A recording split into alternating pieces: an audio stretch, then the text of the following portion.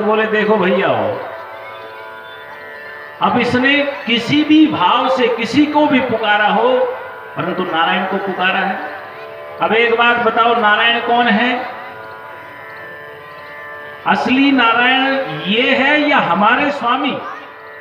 बोले असली नारायण तो वही है, ये तो अभी पैदा हुआ। तो बोले जो जब असली नारायण वो है तो इसका मतलब है इसने हमारे नारायण को, हमारे स्वामी को बुलाया, अब नहीं ले जा सकते हैं। और वैसे भी सांकेत्यम पारिहास्यम वा स्तोभम हेलनमेव वा वैकुंठ नाम ग्रहणम शेषाघहरम विदुः। बोले अगर किसी ने संकेत में, हास परिहास में, तान अलापने में या किसी की अवहेलना करते हुए भी नारायण का नाम लिया है तो फिर उसको नरक में नहीं ले जाया जा सकता। लेकर के नाम तुम्हारा, लेकर के नाम तुम्हारा ओ प्यारा, हजारों तर गए राम, हजारों तर गए।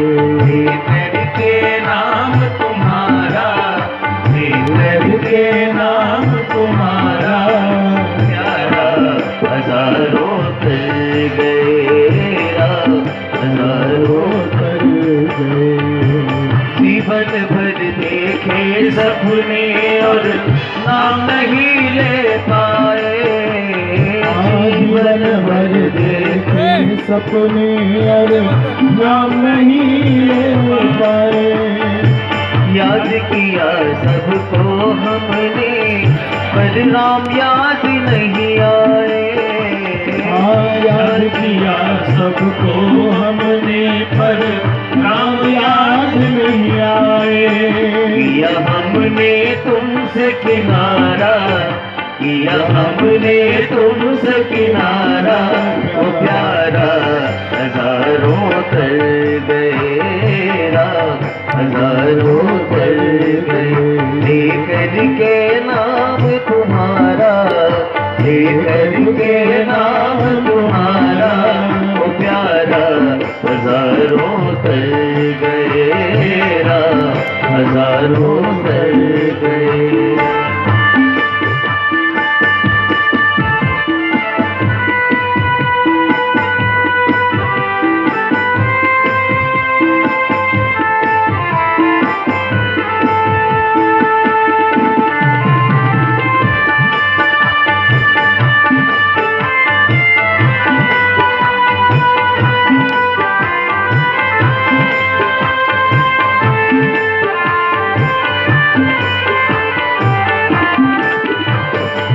बचपन बीता खेल खेल में और जवानी आए, बचपन बीता खेल खेल में और जवानी आए।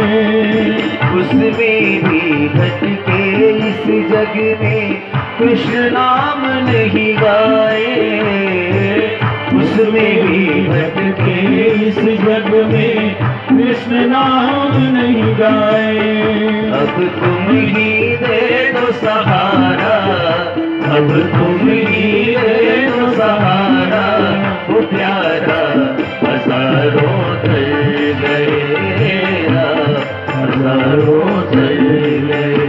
लेकर के नाम तुम्हारा, लेकर के नाम तुम्हारा वो प्यारा, हजारों तर गए राम, हजारों तर गए।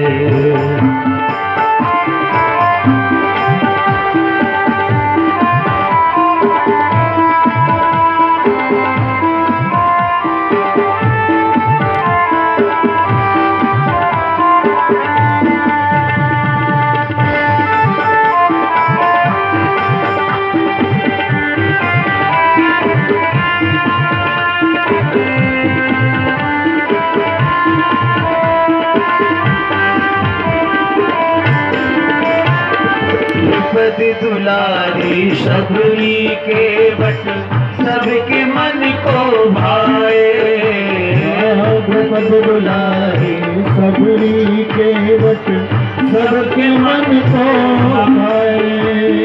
दीन बंधु करुणा के सागर राम कृष्ण कहलाए। दीन बंधु करुणा के सागर राम कृष्ण कहलाए। तूने सबको जग से तारा, तूने सबको जग से तारा, तो प्यारा हजारों तर गए, हजारों तर गए। के नाम तुम्हारा, के नाम तुम्हारा, तो प्यारा हजारों तर गए, हजारों तर गए, हजारों तर। ये नाम का प्रभाव और प्रताप ही है महाराज कि बड़े बड़े लोग, बड़े कष्ट में पड़े हुए दीनजन, साधु संत व्यापारी, सब जिसने भी नाम लिया वो इस भव सागर से तर गया। भगवान के पार्षदों ने यमदूतों को रोक दिया। ये सारा दृश्य वो अजामिल देख रहा है। यमदूत तो वापस चले गए, परंतु उसका जीवन बदल गया अजामिल का। उसने वो भगवत भक्ति में लीन हो गया, नारायण की भक्ति में लीन हो गया। और तब यमदूतों ने जाकर के यमराज से कहा कि महाराज आज तो हम जैसे तैसे अपने प्राण बचा के आए, अपने आप को नारायण का पार्षद कहने वाले उन पार्षदों ने हमको रोक लिया, उस अजामिल को लाने नहीं दिया। यमराज ने कहा कि तुमने भगवान के पार्षदों के दर्शन किए? बोले बिल्कुल हमने किया, उन्होंने लाने नहीं दिया। अरे बोले तुम तो बहुत सौभाग्यशाली हो। बोले असल में वो परम पिता परमात्मा नारायण है, हम द्वादश भागवत हैं जो उनके बनाए हुए नियमों का पालन करते हैं। बोले ब्रह्मा नारद शंकर सनकादि कपिल मनु प्रहलाद जनक भीष्म बलि सुखदेव और अंत में खुद का नाम लिया कि मैं यमराज, हम द्वादश भागवत हैं। स्वयंभू नारद शंभो कुमार है कपिलो मनु, प्रहलादो जनको भीष्मो बलि वैयासिक वयम। बोले महाराज परंतु अब एक बात आप निश्चित कर दीजिए कि इस नरक में, इस यमलोक में किसको लाना है और किसको नहीं लाना है। यमराज बोले जिसकी जिह्वा सदैव भगवान का कीर्तन करती हो उसको नहीं लाना है, जिसका चित्त सदैव भगवान के चरणों का चिंतन करे उसको भी नहीं लाना है, और जिसका मस्तक, जिसका सिर सदैव गोविंद के चरणों में झुका रहे उसको भी नहीं लाना है, और जो हमेशा भगवान की कथाएं सुनते हैं उनको भी नहीं लाना है। यमदूत बोले कि ठीक है, आगे से ध्यान रखेंगे कि भाई जो भगवान का कीर्तन करते हो उनको नहीं लाना है, जो भगवान के चरणों का चिंतन करते हो उनको भी नहीं लाना है, और जो सदैव भगवान के चरणों में जो है नतमस्तक होते रहते हो उनको भी नहीं लाना है, जो सदैव भगवान की कथा सुनते हैं उनको भी नहीं लाना है। पर एक बात आपने नहीं बताई, और वो ये कि जो भगवान की कथा में आ तो जाते हैं लेकिन सो जाते हैं, उनका क्या करना है।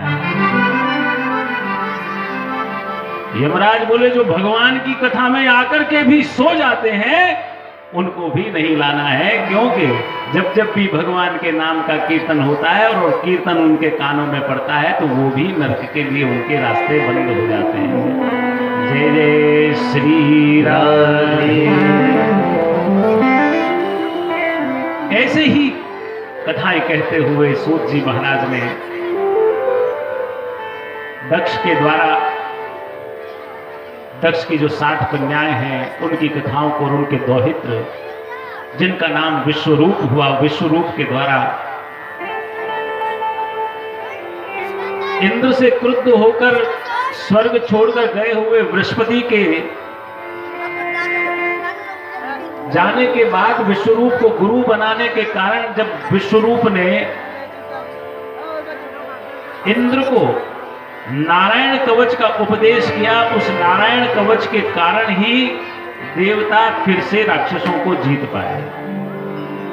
परंतु किसी कारण से, क्योंकि दौहित्र थे राक्षसों के विश्वरूप जो इनके गुरु बने कुछ समय के लिए इंद्र के देवताओं के,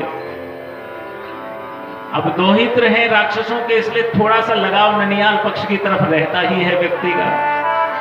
तो 150 आहुतियां देवताओं को पुष्ट करने के लिए देते, तो 2-4 आहुतियां चुपचाप से राक्षसों को भी पुष्ट करने के लिए दे देते। इस बात का पता है इंद्र को चला, उसने क्रोधित होकर के अपने वज्र से अपने ही जो बनाए हुए गुरु विश्वरूप का वध कर दिया, और इसके कारण उसे ब्रह्म हत्या का पाप लगा। परंतु एक बार तो वो बच गया ब्रह्म हत्या से, क्योंकि उसने पृथ्वी, जल, वृक्ष और स्त्रियों को अनेक वरदान देकर के ये ब्रह्म हत्या का पाप उनको झेलने के लिए तैयार कर लिया, और इन सबने उन वरदानों के बदले में उसका पाप स्वीकार कर लिया। लेकिन जो विश्वरूप है, उनके जो पिता थे त्वष्टा, उनको इस बात का बड़ा क्रोध आया कि इसने मेरे पुत्र को पहले तो गुरु बनाया इंद्र ने, और फिर उसे मार दिया। इसलिए उसने अपने तपोबल से एक और पुत्र उत्पन्न किया जिसका नाम था वृत्तासुर, और वृत्तासुर ने जाकर के ललकारा इंद्र को, आपस में युद्ध हुआ। परंतु ये वृत्तासुर असल में इसको वरदान प्राप्त था कि ये दधीचि ऋषि की अस्थियों से बने हुए वज्र के अलावा किसी से नहीं मारा जाएगा। और सबके सब देवता दधीचि ऋषि के पास गए, उनसे प्रार्थना की कि आप अपनी अस्थियां प्रदान कीजिए, और दधीचि ऋषि ने अपने अस्थियों का दान किया, जीते जी प्राण त्याग करके के परोपकार का एक उदाहरण उन्होंने प्रस्तुत किया। इतना ही नहीं, दधीचि ऋषि जब अपने आप का अपने प्राण छोड़ रहे थे, तो उनकी पत्नी ने कहा कि यदि आप प्राण छोड़ेंगे तो मैं भी अभी इसी समय सती हो जाऊंगी, जबकि मेरे गर्भ में एक बालक है। परंतु संसार का भला सोच करके दधीचि ऋषि ने अपने शरीर को छोड़ दिया। इसके कारण उनकी पत्नी ने अपना पेट फाड़ करके, काट करके जो बालक था उसको निकाल कर पीपल के पेड़ में रख दिया, और स्वयं भी सती हो गई। और पीपल में स्थित स्वयं भगवान नारायण ने उस बालक की रक्षा की। बाद में वो पिप्पलाद नाम के ऋषि के नाम से विख्यात हुए। वृत्तासुर को उत्पन्न किया था त्वष्टा ने, वृत्तासुर के साथ युद्ध हुआ। दधीचि ऋषि के अस्थियों से बने हुए वज्र से वृत्तासुर का वध किया इंद्र ने। परंतु वध से पहले वृत्तासुर ने जो है, एक बार वो वज्र भी इंद्र के हाथ से छूटकर वृत्तासुर के पैर में जा गिरा, और जब पैर में जा गिरा तो उसने आक्रमण नहीं किया इंद्र पर। इंद्र से कहा कि नीति ये कहती है, धर्म ये कहता है कि मैं किसी भी निशस्त्र पर वार नहीं करूं, हमला नहीं करूं, इसलिए उठाओ तुम्हारा वापस। वो जानता था कि इसी वज्र से मेरा नाश होगा, उसके बाद भी उसने निहत्थे इंद्र पर हमला नहीं किया और उसे उठाने के लिए कहा। इंद्र ने कहा तुम कौन हो भाई, धर्म का, ज्ञान का उपदेश लड़ते लड़ते ही कर दिया सारा उपदेश। असल में ये राजा पूर्व जन्म में चित्रकेतु नामक एक धार्मिक राजा हुआ करता था, जो पार्वती जी के श्राप के कारण राक्षस बना था। परंतु चूंकि ब्राह्मण के द्वारा उत्पन्न था, ब्राह्मण पुत्र था, इसलिए वृत्तासुर को मारने के कारण भी जो है इंद्र को एक बार फिर से ब्राह्मण की हत्या का पाप लगा, जिसके बदले उसको इंद्र का पद छोड़कर जल की नाल में रहकर के 1000 वर्ष तक उसका पश्चाताप करना पड़ा। तब उस ब्राह्मण की जो वध किया था, हत्या की थी, उसके पाप से वो मुक्त हुआ। सूत जी महाराज कहते हैं कि ये जो दैत्य और दानव है, हमेशा इनमें कुछ न कुछ झगड़ा चलता ही रहता है। जितने असल में कश्यप ऋषि की 2 पत्नियां हैं, एक का नाम है दिति और एक का नाम है अदिति। ये अदिति के पुत्र सबके सब देवता कहे जाते हैं और दिति के पुत्र दैत्य कहे जाते हैं। लेकिन दिति के 49 पुत्र ऐसे थे जो देवताओं के साथ सोमपाई देवता कहे गए, और उनका नाम था मरुद। एक बार कश्यप ऋषि से प्रार्थना की पुत्र की प्राप्ति के लिए कि मुझे एक ऐसा पुत्र दीजिए जो मेरे अन्य पुत्रों की, दैत्यों की रक्षा कर सके, इंद्र से जो है बदला ले सके। और तब कश्यप ऋषि ने दिति को पुंसवन व्रत का उपदेश किया, लेकिन एक बात कही कि जो मैंने नियम बताया है वो नियम टूटना नहीं चाहिए, कभी भी बिना कुल्ला किए झूठे मुख सोना नहीं। एक समय भोजन करना, बहुत सारे नियम बता दिए महाराज, और पुंसवन व्रत का उपदेश कर दिया। इंद्र को बड़ी चिंता हुई कि माता के अगर ऐसा पुत्र हो गया जो हमसे बदला ले सके, फिर स्वर्ग पर आक्रमण कर लेगा, फिर दुखी हो जाएंगे।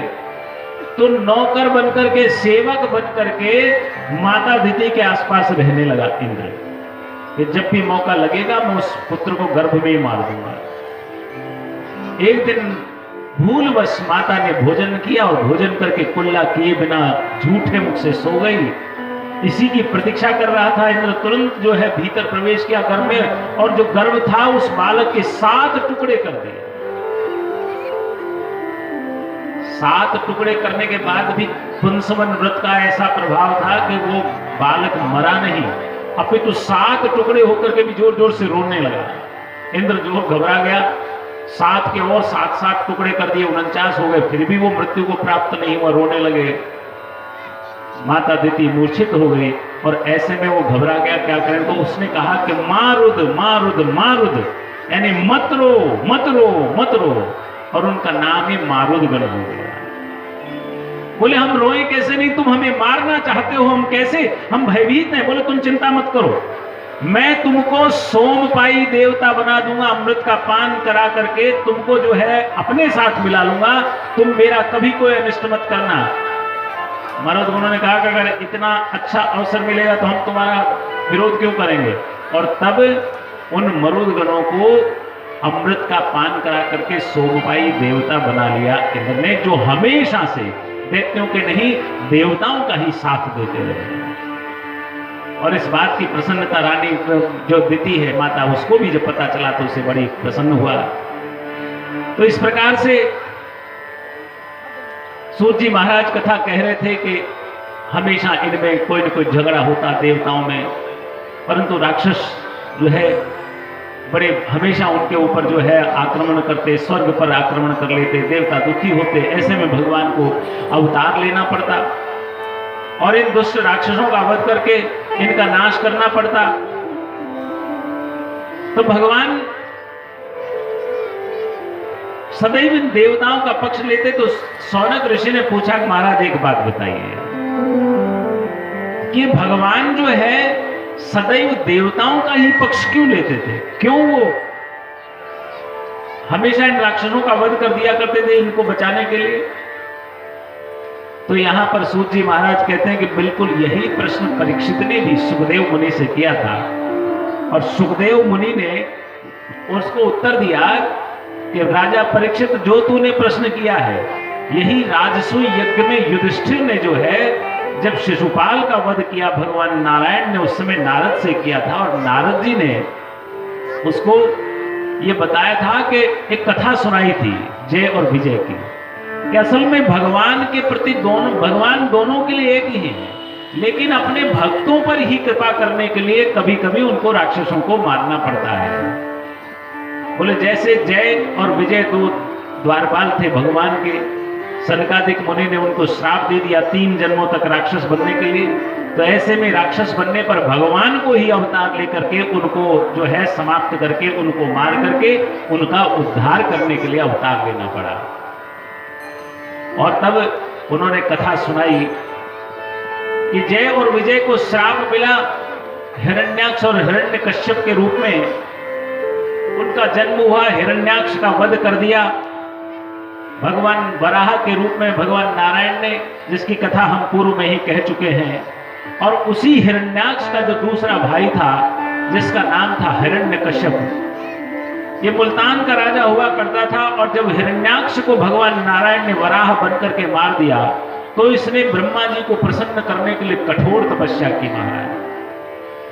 और जब कठोर तपस्या की तो ब्रह्मा जी प्रसन्न होकर के वरदान देने के लिए आए। तो ब्रह्मा जी से वरदान मांगा इसने, ये ब्रह्मन आप मुझे ये वरदान दीजिए कि आपके द्वारा रची हुई प्राणी सृष्टि का कोई प्राणी मुझे मार नहीं सके,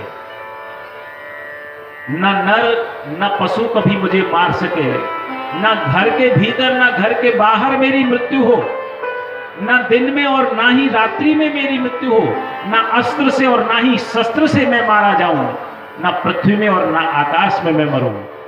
चैत्र से लेकर फाल्गुन तक 12 महीनों में से किसी महीने में मेरी मृत्यु नहीं हो और युद्ध में कोई मेरा सामना नहीं कर सके, आप ये मुझे वरदान दीजिए।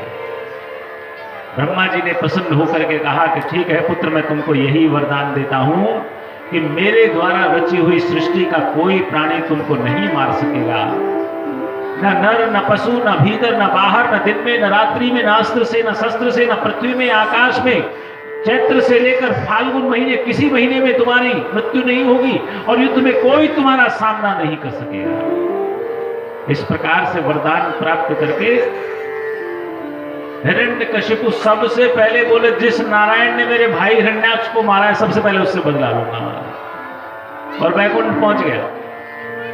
और जब वहां पहुंचा तो भगवान नारायण ने देखा कि चूंकि इसका अंत समय तो आया नहीं है, इसलिए इसको अभी मारा नहीं जा सकता, युद्ध में इसे कर नहीं सकता, क्योंकि ब्रह्मा जी ने कहा युद्ध में इसका कोई सामना नहीं कर सकता, मृत्यु का समय अभी है नहीं, इसलिए मार नहीं सकता। और मैं यदि यहां से वैकुंठ छोड़कर भाग भी जाऊंगा तो पूरी दुनिया में भागता फिरूंगा, ये मेरा पीछा नहीं छोड़ने वाला है, क्योंकि इसके मन में बदले की जो है उत्कट भावना भरी हुई है। इसलिए भगवान जो है उन्होंने सूक्ष्म रूप धारण किया और उसी के श्वास से होते हुए उसी के हृदय में जा बैठे।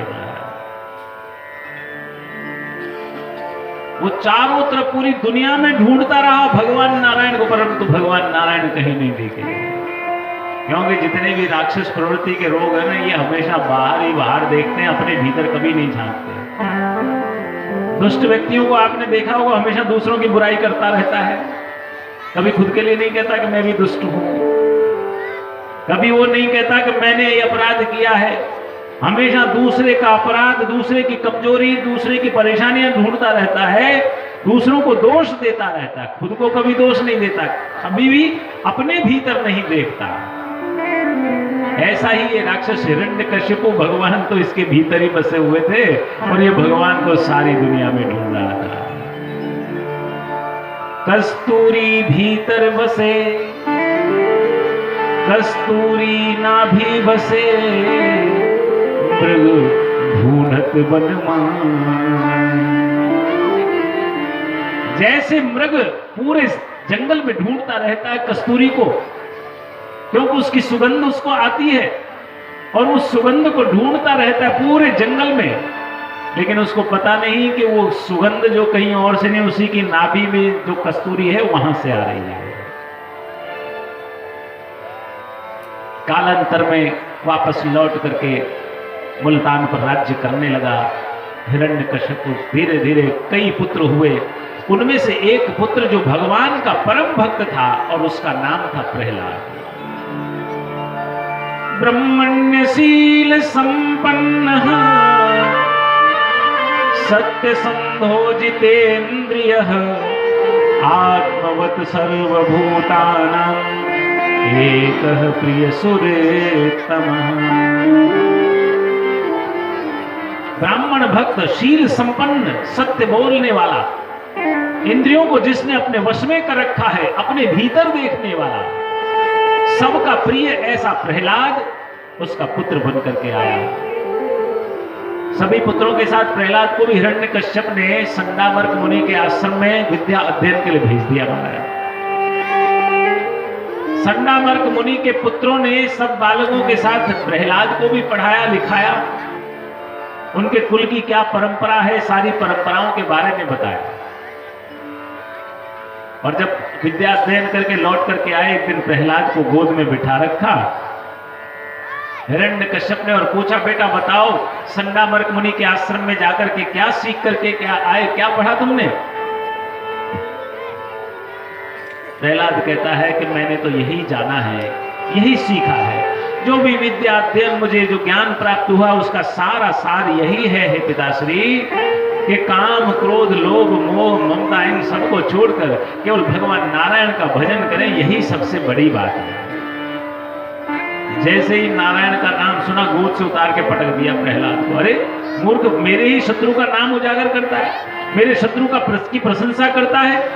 तुरंत संडामर्क मुनि को बुलाया गया। उनके पुत्रों ने कहा, महाराज हमने तो यही सिखाया था, नारायण हमारे सबसे बड़े शत्रु है, उन्होंने आपके चाचा का वध किया है, किसी को भी छोड़ देना नारायण को मत छोड़ना, हमेशा यही सब गुण सिखाए, परंतु उसके बाद भी पता नहीं ये कहां से सीख के आया है, जो ये बोल रहा है हमने कभी नहीं सिखाया। हिरण्यकश्यप ने कहा इसको वापस लेकर के जाओ, फिर से सिखाओ, फिर से पढ़ाओ। फिर उसको पढ़ाया लिखाया, वापस लौट के आया, पूछा बेटा आप बताओ क्या सीख के आए? तो बोले वही सीखा है कि मोह में तो में खड्ग खंभ में, मोह में तो में खड्ग खंभ में, जहां देखो तहां राम, मोहि दिखे तो ही नाही पितु, बिना जपे हरि नाम। तो बोले हे पिताश्री, भगवान नारायण तो सर्वत्र व्याप्त है, उनको कहीं भी आप जो है जहां भी आप देखेंगे वहां भगवान नारायण मिलेंगे, मुझ में, आप में, खड्ग में, खंभ में, जहां देखो।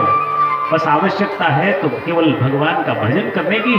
अगर भगवान का भजन करेंगे तो निश्चित रूप से भगवान नारायण के दर्शन होंगे। प्रभु व्यापक सर्वत्र समाना, प्रभु व्यापक सर्वत्र समाना, प्रेम के प्रगट होई मैं जाना, प्रेम के प्रगट होई मैं जाना। सिया राममय सब जग जानी, सिया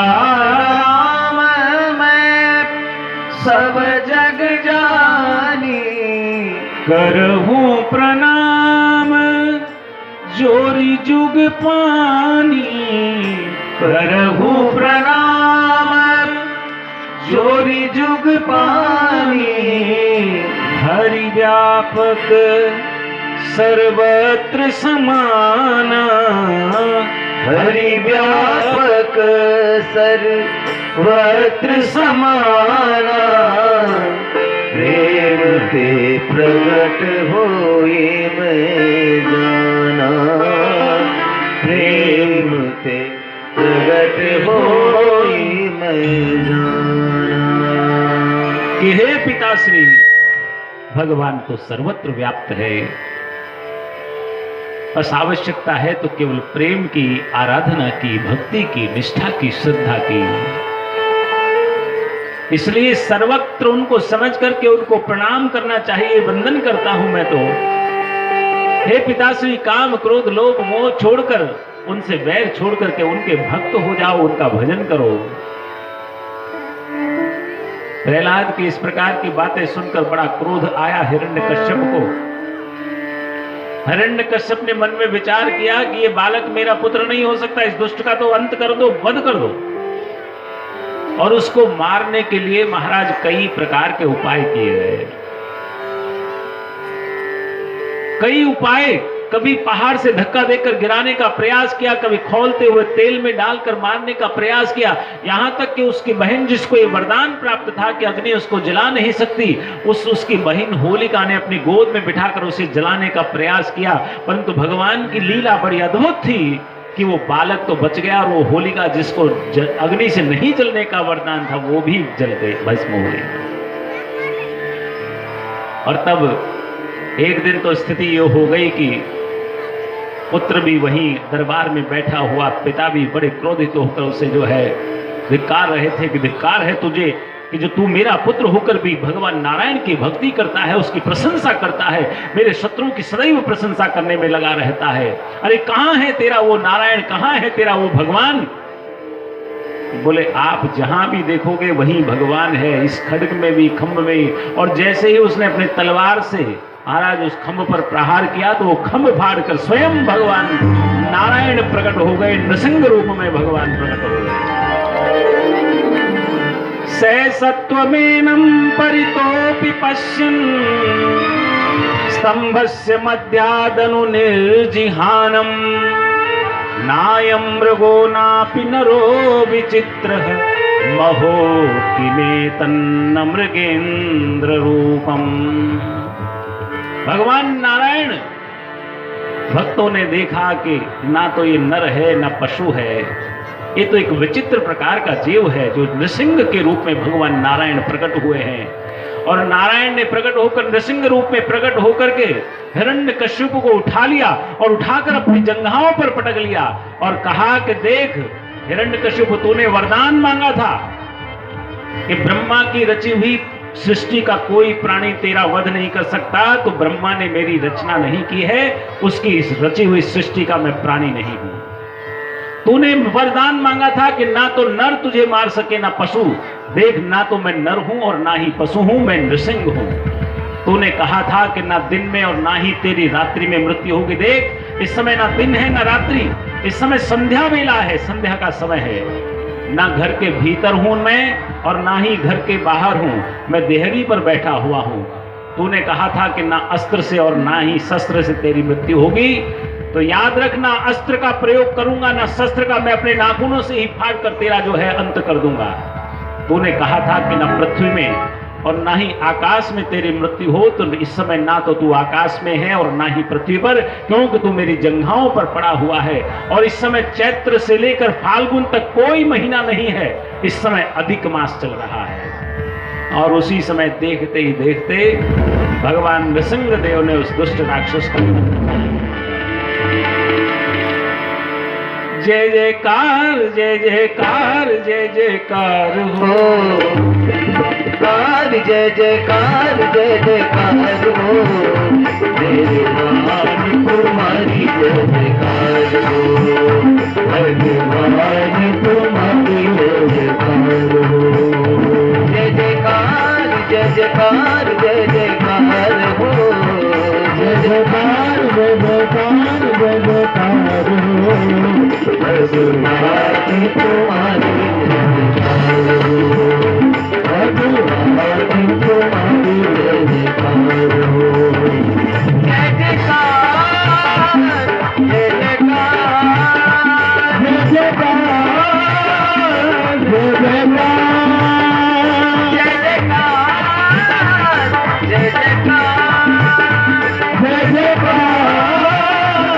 जय जयकार जय जयकार जय जयकार जय जयकार हो, जय जयकार जय जयकार जय जयकार हो, भगवान तुम्हारी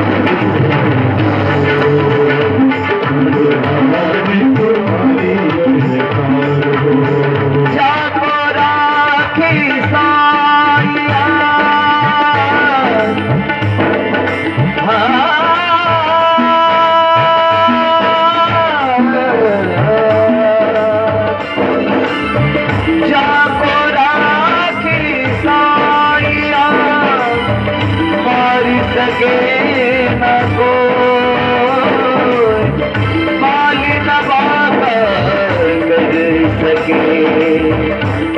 जग मेरी हो।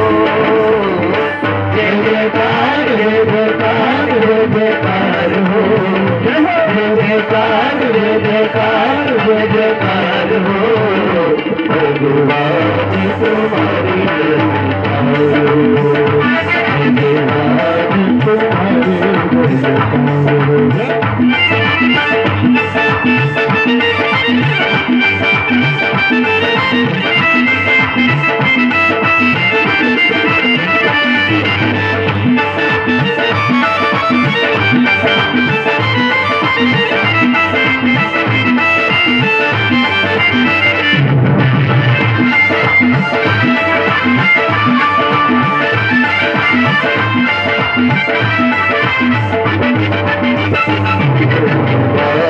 तुम्हारी जय जयकार हो, भगवान तुम्हारी जय जयकार। बोलिए नृसिंहदेव भगवान की जय हो। जय जय श्री राम। नृसिंहदेव ने उस दुष्ट राक्षस का अंत कर दिया और उनका जो क्रोध था वो शांत होने का नाम ही नहीं ले रहा था।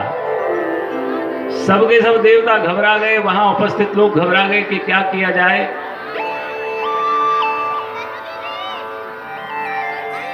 अरे भैया वो पीछे क्या हो रहा है, भेज दो किसी को।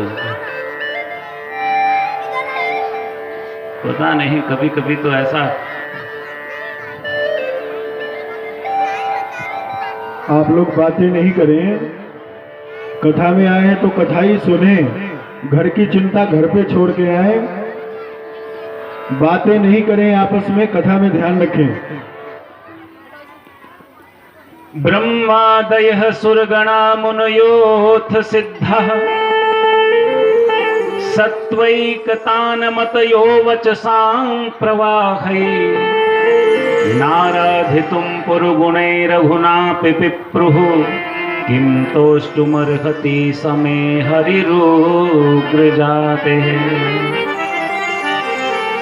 नृसिंहदेव को क्रोध में देखकर सबके सब लोग देवता सोचने लगे कि इनका क्रोध कैसे शांत हो। देवताओं ने कहा माता लक्ष्मी जी को बुलाओ, अभी उनको देखते ही क्रोध शांत हो जाएगा नारायण का। और लक्ष्मी जी को बुलाया गया और लक्ष्मी जी को सामने देखा। लक्ष्मी ने जैसे प्रणाम किया, महाराज उन्होंने फिर से जोर से गर्जना की। तो लक्ष्मी जी तो ऐसे दौड़ी कि दूसरा सांस वैकुंठ में जाके लिया और सोचने लगे भगवान कैसे कैसे रूप आप धरते हैं, आपको कोई देख भी नहीं सकता। तब नारद जी ने कहा देखो, भगवान का क्रोध केवल भक्त ही शांत कर सकता है। और तब प्रहलाद को कहा बेटा जा और जाकर के चरणों में लौट जा। और तब वो बालक प्रहलाद नृसिंहदेव के चरणों में जाकर के लौट गया महाराज।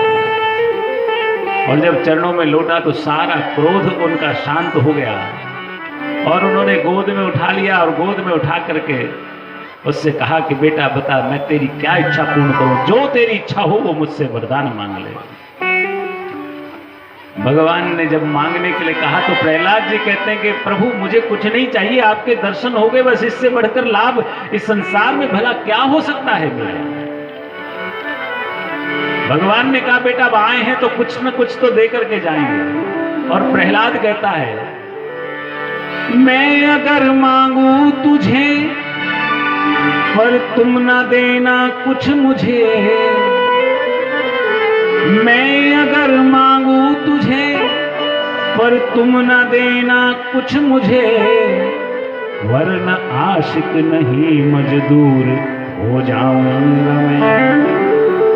बोले भगवान आपसे कुछ मांगू तो भी मत देना, अन्यथा लोग कहेंगे कि प्रहलाद ने भक्ति की, भगवान आए और बदले में प्रहलाद ने कुछ मांग लिया, ले लिया। फिर मजदूर में मुझ में क्या फर्क है, मैंने आपकी भक्ति की, आपने वरदान दे दिया। रही मन वो नर मर चुके जो कहूं मांगन जाए, पर उनसे पहले वो मरे तीन मुख सौनिक सतनाय। रहीमदास जी कहते हैं कभी किसी के सामने हाथ नहीं फैलाना चाहिए मांगने के लिए। जिसने किसी के सामने मांगने के लिए हाथ फैलाया इसका मतलब उसे मरा हुआ समझो, लेकिन जिसने हाथ फैलाया है और जिसके सामने फैलाया उसने मना कर दिया भैया आज तो कुछ भी नहीं है, तो उसको उससे भी पहले मरा हुआ समझो। मना करने वाले को उससे पहले मरा हुआ समझो। बार बार भगवान कहने लगे बेटा कुछ तो मांगो। भगवान कहते हैं भगवान आपकी कृपा से जब सारे काम अपने आप ही हो रहे हैं तो फिर मैं किस लिए आपसे कुछ मांगू। मेरा आपकी कृपा से सब काम हो रहा है, मेरा आपकी कृपा से सब काम हो रहा है, मेरा आपकी कृपा से सब काम हो रहा है, मेरा आपकी कृपा से सब काम हो रहा है। करते हो तुम कन्हैया मेरा नाम हो रहा है, करते हो तुम कन्हैया मेरा नाम हो रहा है, करते हो तुम प्रभु जी मेरा नाम हो रहा है, करते हो तुम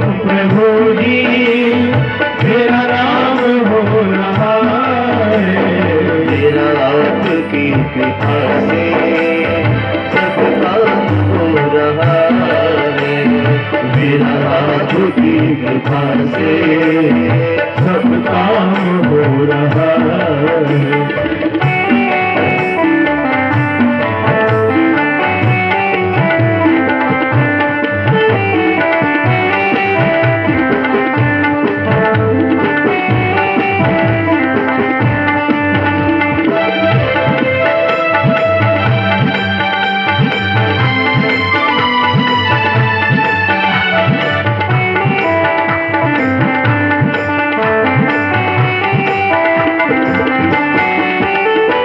पतवार के बिना ही मेरी नाव चल रही है, पतवार के बिना ही मेरी नाव चल रही है, पतवार के बिना ही मेरी नाव चल रही है, पतवार के बिना ही मेरी नाव चल रही है। हैरान है ज़माना मंजिल भी मिल रही है, हैरान है जमाना मंजिल भी मिल रही है। करता नहीं है कुछ भी मेरे शान, करता नहीं मैं कुछ भी, सब काम हो रहा है, करता नहीं मैं कुछ भी, सब काम हो रहा है, मेरा आपकी कृपा से सब काम हो रहा है, मेरा आपकी कृपा से सब काम हो रहा है।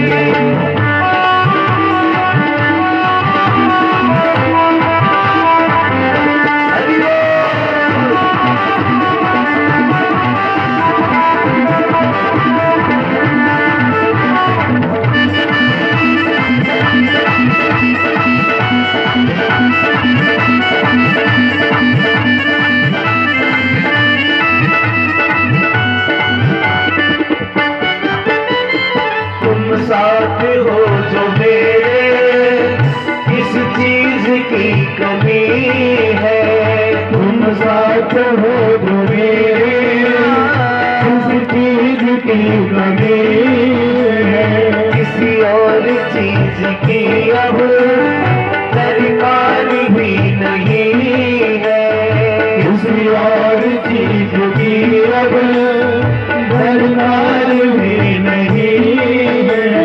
तेरे साथ से गुलाम अब, तेरे साथ से गुलाम अब कुर्बान हो रहा है, तेरे साथ से गुलाम अब कुर्बान हो रहा है, मेरा आपकी कृपा से सब काम हो रहा है, मेरा आपकी कृपा से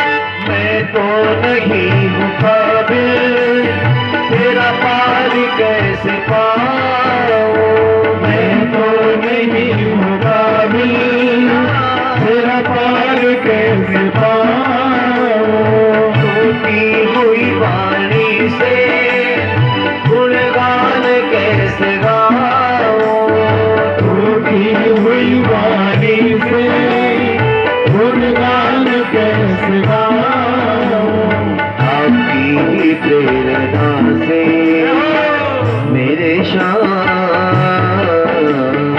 आपकी ही प्रेरणा से ये कमाल हो रहा है, आपकी ही प्रेरणा से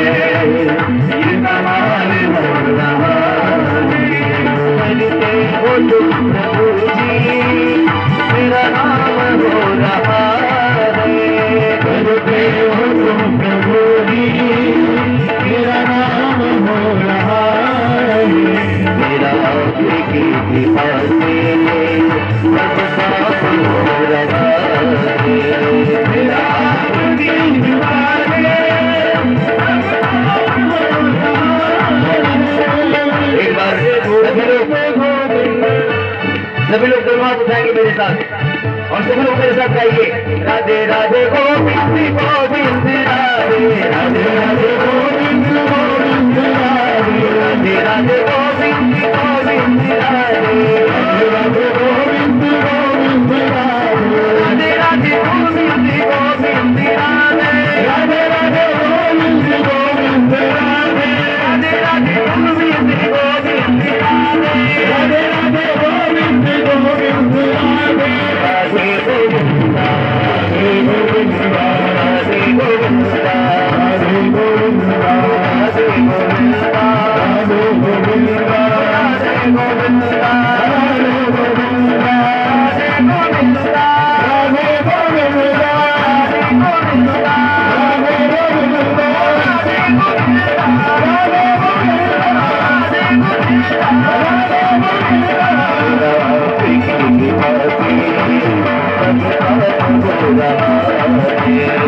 राधे गोविंद।